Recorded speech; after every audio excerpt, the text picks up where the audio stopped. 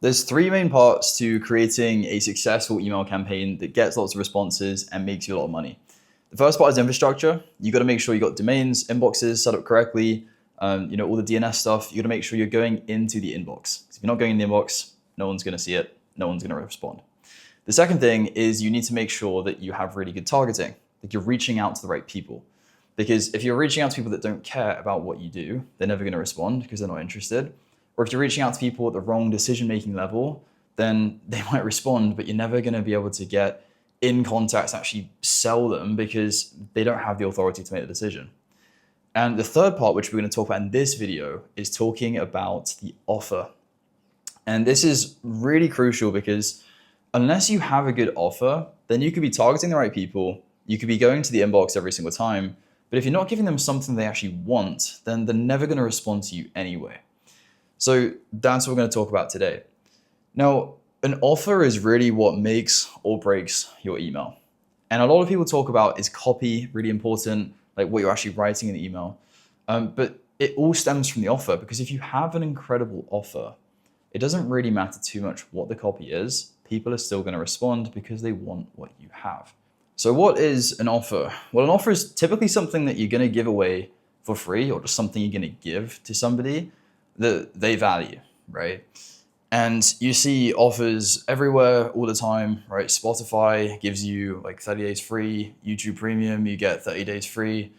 Pretty much every service out there, every software, every company has some sort of way of trying their thing out to give you like an offer so that you don't have to make this crazy big commitment. Because for a lot of people, if you try and sell your software or your agency services or whatever it is, let's say $5,000 a month, people aren't just gonna like look at a cold email and just buy it. So you got to have some offer that gets them the first step there, like the first step on the way, one step in the right direction. Now, if you look at a lot of successful emails and just a lot of emails in general, a lot of common offers are things that are like, hey, a 15-minute free consultation, a 30-minute evaluation, a free report, a checklist, a something, right? It's something for free that people can reply yes to, or just say, yes, I'm interested, and you're going to give them something that's valuable. So how do you actually craft a good offer? Because this is really like the backbone of your email campaign. You get the offer right, you get a good offer and market fit, like something that people are really interested in, and your email campaigns are going to be very successful. So what can you actually do? Well, I don't want you to go to ChatGPT or Claude or any of these things, really. I want you to try and think creatively. Like, first of all, we have to think, what is in your ICP, like your target person's mind? What problems do they have? What solutions are they trying to come up with? Like, what is going on in their world? And you've got to like enter into their world and think from their perspective. Don't think from like a marketer's perspective. Think from their perspective. What makes their life easier? What do they want? So if you get someone who's very busy and they probably get a lot of cold outreach, doing something like asking for some time, like 15 minutes, 20 minutes, is probably going to be pretty difficult because they probably get asked the same thing all the time, all day. So you need to think of something that you can give them that's very valuable to them, that's very easy for you to fulfill. Now, an example of a campaign that we did for a company, we did a lead, for a lead generation company. What we did is we basically said, hey, just respond to this email and we'll give you X amount of leads in your target industry, like for free. We give them like a specific amount and we'd actually say their target industry, right? We'd use like AI to personalize that. And that was a very successful campaign because who doesn't want free leads? Right? All you got to do is respond yes to the email and we're going to send you the leads for free. It's very, very simple to do. And the system that company has is very simple for them to, get like a lead list because they have like a lot of AI systems to help do that. So just think about, okay, what do people want, right? If you're a lead gen company, everyone wants leads, right? Think about what does your target person want? And then think, what can I deliver that's going to be really valuable to them, like for what they actually want, that's very easy for me to provide. That's kind of it. So a quick bit of diagnosis for your email campaigns. If you're sending out a lot of emails and the reply rate, not the positive reply, just the reply rate is good, it's high, it's like 2, 3, 4%, that means your emails are delivering, right? It means that they're going into the inbox because a lot of these responses are just out of office replies and things like that. And you might think that's a bad thing, but it's actually just showing that your emails are delivering, okay? But if your emails are delivering, so you're getting a 3, 4% reply rate, but your positive reply rate is next to 0, it's really just like an offer problem or a targeting problem, right? You got to make sure you're targeting the right people and giving them an offer that they want. That is what relevance is, okay?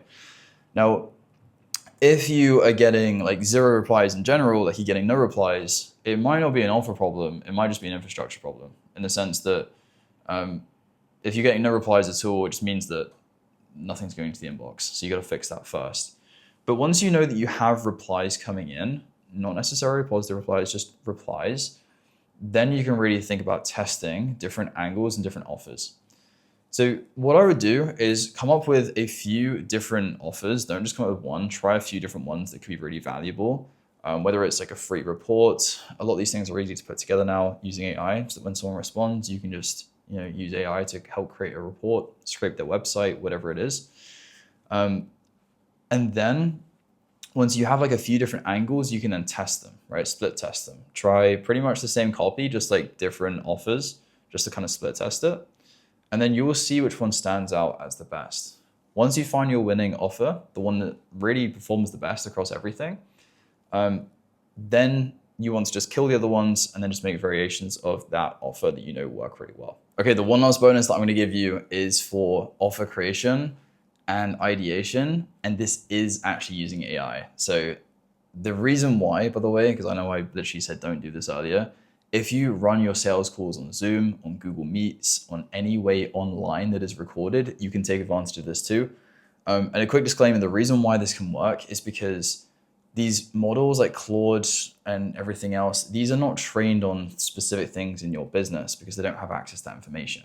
And it's unlikely they've been trained on specific things related to your target industry as well, right? It's going to have a general understanding, but it's going to have nowhere near as good understanding as you have about your business because you're the one that talks to your customers every single day.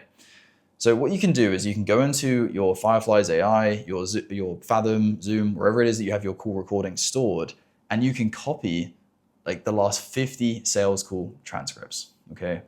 And you want to go through all of those, upload them into a brand new project in Claude, and you want to then put in the instructions or the system prompt.